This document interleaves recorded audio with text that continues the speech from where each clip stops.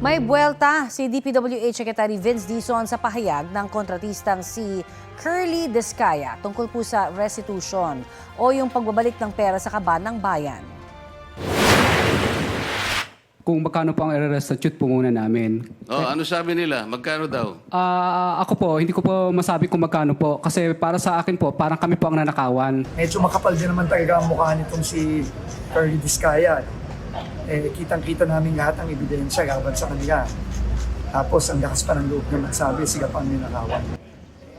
Sa pagdinig ng Senate Blue Ribbon Committee, Your Honor, anong mga uri ng mga bahay meron ay doon? ito pong Lunes lamang yan, natalakay ang restitution dahil sa isa ito sa requirements ng Department of Justice sa Witness Protection Program.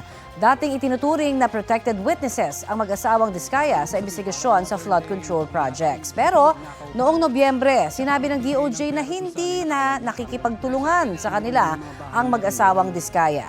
Bukod kay Dizon, pinuna rin ni Assistant Ombudsman Miko Clavano ang mga pahayag ni Discaya tungkol sa restitution. No comment ang kampo ni Discaya nang tanungin tungkol sa mga pahayag ni Dizon at Clavano.